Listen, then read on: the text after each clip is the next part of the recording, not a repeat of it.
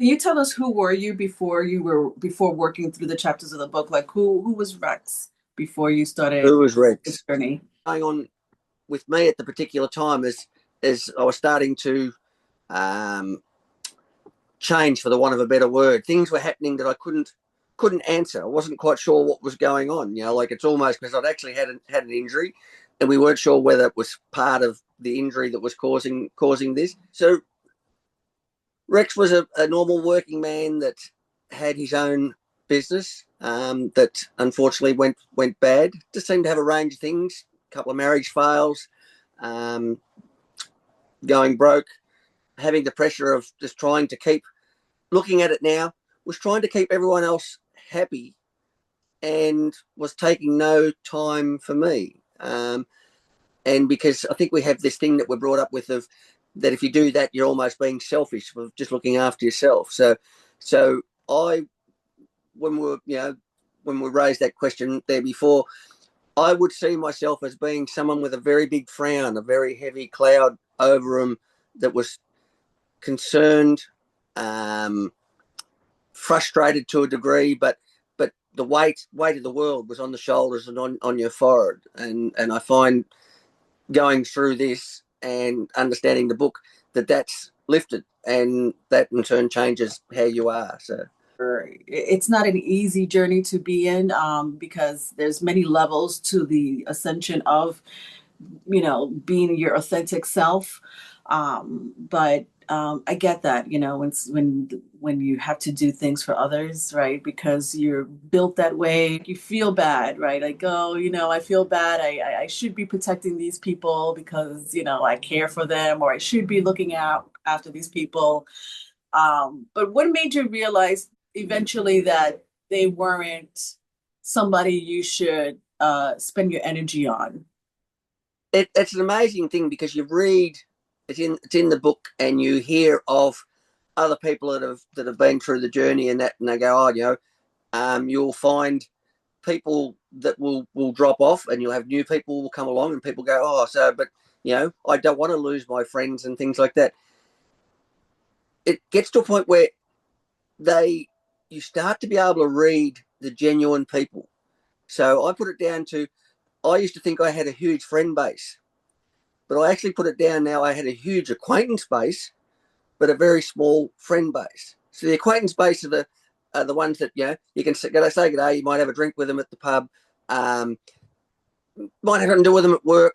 But when you actually start to analyse, a lot of those are actually needing you for something, and it's to borrow or to do something for them. You're of use to them, and as soon as you sort of step back and go, hang on, I need to do a little bit here for myself, they start to drop away. But you also find, as your vibration changes, and you hear people say it, and it's so true, that you go into a crowd and people that you might have been able to deal with before all of a sudden go, oh, it's just not the same. But if you got the person that's on the same line, you may have only met them for 5 minutes, but if you're on that same connection, you'll feel like you've known that person for 50 years. It's Yeah. quite an amazing change, and people can be a bit frightened of it from the fact that they've said that people will drop away, and they're going, but I don't, because it can happen with family. Like, it's just because they're family, it doesn't mean that you're going to be intuitive in the same way. But there's quite a distinct feeling of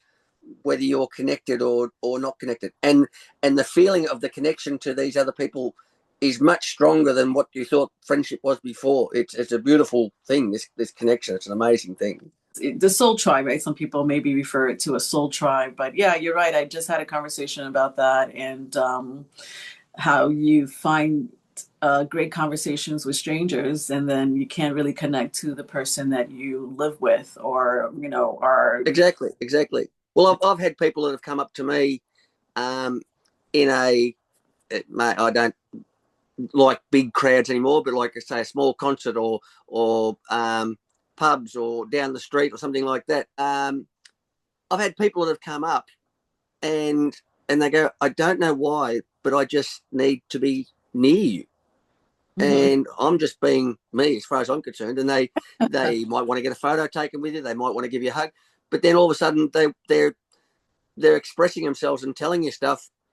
And as this journey's gone, I've found that I've been able to turn around and not give them advice, but seem to be able to give them the words that they were looking for, which is strange. You just seem to be able to either relate or just give them another viewpoint for them to turn around and go, oh, okay, yeah. I've had grown men come up to me in an outback pub, thousands of k's in the middle of nowhere, and start crying on my shoulder because you're the first. They go, you're the first person that's actually understood me, and I go, okay, I didn't think I did anything amazing there, but it's a beautiful thing because you walk away going, oh, I've obviously helped somebody. So the discussions through topics of the book would be of that looking at things differently and being open to what was going on, and that gradually produced from the start of just looking and questioning things a bit differently to being more in depth as the chapters went on different parts, frequencies, or understanding things in a different light.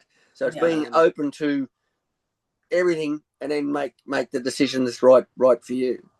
And, I was talking to someone today about it, and that's there's probably a little bit of a misconception with the spiritual stuff as well, of people think that